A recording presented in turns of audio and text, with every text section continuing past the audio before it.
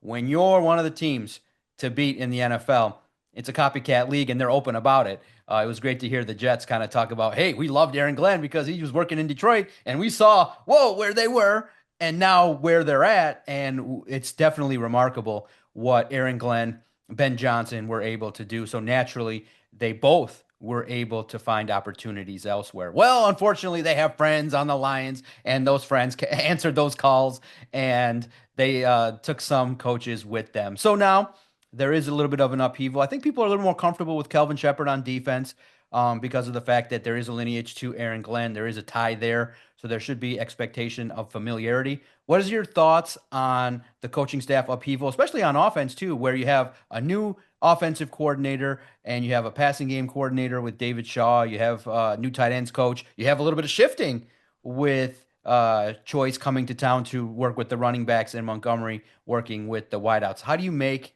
of now the Lions coaching staff looking a little bit different in 2025? Yeah, it is interesting. I think that most Lions fans are happy for Aaron Glenn, right? For him to get his shot to go to the New York Jets. We don't have to dislike the Jets anymore. We don't have to necessarily like them, but the fact that they're going to go a different direction with their quarterback, Aaron Glenn's not going to put up with that, and I feel like he's going to have a really good time with the New York media. I think he's going to handle it very well because he's a no nonsense kind of person. So I like that. Ben Johnson, on the other hand, the fact that he went to Chicago, I think that really bothered a lot of Lions fans because it was like, how could you go get your brand new girlfriend and move into the house right down the road, right? And it was like, oh my good. At the end of the day, you're bringing in an offensive coordinator that has experience with a lot of players on this team because of his time here in Detroit in Coach Morton. A lot of the language within the playbook is going to be similar.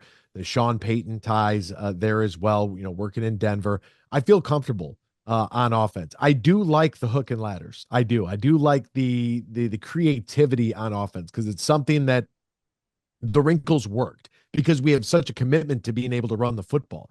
Right, we have David Montgomery and Jahmyr Gibbs. And so offensively, you can get away with some things because teams don't know you don't know what you don't know. You don't expect to see, the hook and ladders, and you don't expect to see the reverse shovel passes because, I mean, how do you prepare for something like that?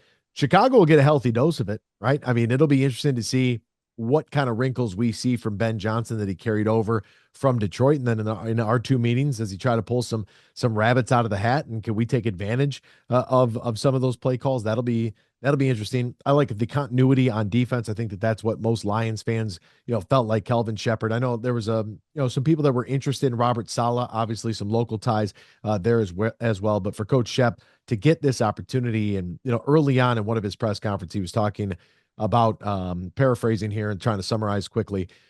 He was talking about having to cut his hair, right? And Dan Campbell said, "Why would you do that? Like, I love your hair. Like, I want you to be the person that you are." And I think that when it comes to personalities within the building and allowing people to have that sort of freedom, right? What do good leaders do? Good leaders, the three most powerful words in leadership are "it's my fault," right? And you got to take extreme ownership of the entire situation. And Dan Campbell does that relentlessly. Everything is always his fault. And he also, as a good leader, allows those that are quote unquote under him to make decisions and to feel empowered. And that's what builds a really good open culture within that locker room where guys can feel safe and secure. There's an honesty level that is there as well. So I feel like, I know that it's difficult because we wanted this season to work out, right? And that's probably what makes it hurt even more, is because we knew based off of the coaching cycle last year that Ben Johnson couldn't turn down another job,